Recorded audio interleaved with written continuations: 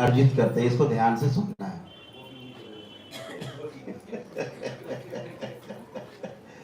ये 4 प्रकार के पुण्य जो व्यक्ति यह कार्य करता है, करौली सरकार के दरबार के सिद्ध हवन करके अपने पूर्वजों की मुक्ति कराता है, उसको 4 प्रकार के पुण्य मिलते हैं। पहला पुण्य मिलता है उसको, जो भटके हुए प्रेत हैं, जो आपके ऊपर हैं, जो अवरोध बने हैं आपके पूर्वजों की मुक्ति में, उनको भस्म और संहार होकर के एक नई योनि मिलती है, और प्रेत योनि छूट करके किसी नई योनि में, दूसरी योनि में कर्म और भोग के सिद्धांत के अनुसार उसको जन्म मिलता है। तो भटका हुआ जो प्रेत है, भूत प्रेत, वह भी एक काम करते हैं आप अपने पूर्वजों के साथ, जो इन प्रेतों के बंधन में रहे हैं। कभी कोई गलत काम हो गया है अनजाने में, जिसे जानते नहीं थे, प्रकृति के नियम टूटे, तो भोगना ही है। तो इसके अनुरूप उनको भी प्रेतों के बंधन में रहना पड़ा। और जब आप ये सिद्ध हवन करते हैं, ये लौट करके आप ही घर परिवार में जन्म लेते हैं, तो प्रेतों के बंधन से छुटकारा पाते हैं। एक उपकार आप करते हैं अपने पूर्वजों के साथ, बल्कि अपना फर्ज अदा करते हैं, अपना जो कर्तव्य है उसको आप निर्वाह कर रहे हैं, तो उसका भी पुण्य आपको मिल रहा है। आपको सौभाग्य मिला कि आप उनकी मुक्ति का कारण बन रहे हैं। बाबा का तो 2 प्रकार के आपको पुण्य मिल गए। तीसरा पुण्य आप अपने ऊपर करते हैं स्वयं।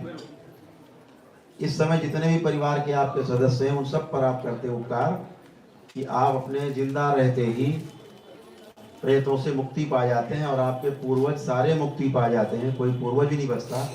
आखिरी तक आपके पूर्वज बातें करते करते करते करते और सब विदा होते हैं। सारे पूर्वज आपके आते हैं, बातें करते हैं छठे हवन से, और विदा हो जाते हैं। धीरे धीरे सबको मुक्ति मिलती है। जब दूसरी अमावस्या करते हैं, 7 हवन करके पहली अमावस्या करते हैं, तो सारे पूर्वज मुक्ति पाते हैं एक छोड़ के। और जब अगली अमावस्या करते हैं, दूसरी अमावस्या 7वें हवन के बाद, तो बचा हुआ पूर्वज ही मुक्ति पा जाता है।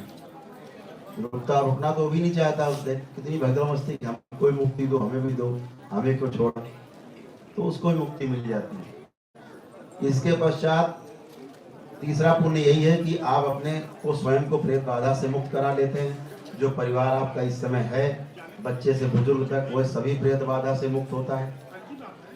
और जिस तरह आपके पूर्वज फंसे हुए थे प्रेतों के बंधन में, और उनकी मुक्ति नहीं हुई, 100 200 वर्षों से, 3 400 वर्षों से उनकी मुक्ति नहीं हुई, तो आप भी उन्हीं प्रेतों के बंधन में फंसने वाले थे। मृत्यु के बाद सबका जन्म होता है, जन्म के दिन ही मृत्यु तय हो जाती है। एक ही दिन सब तय हो जाता है, पहले ही दिन।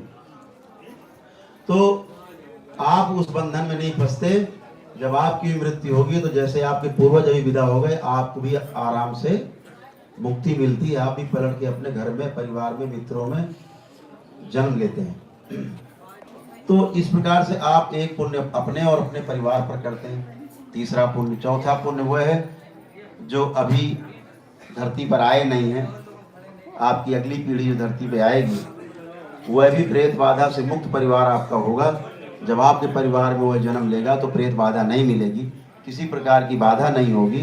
तो आप भी इन बंधनों में उनको बंधने से बचा लेते हैं। और जब रास्ता खुला रहेगा, आपकी ब्लड लाइन में, आपके डीएनए में कोई प्रेत नहीं है, कोई पूर्वज शेष नहीं है, जब भी जिसकी मृत्यु होगी उसको तत्काल जन्म ही मिलेगा, क्योंकि कोई रुकावट नहीं है। इस प्रकार आप 4 प्रकार के पुण्य का अर्जन करते हैं।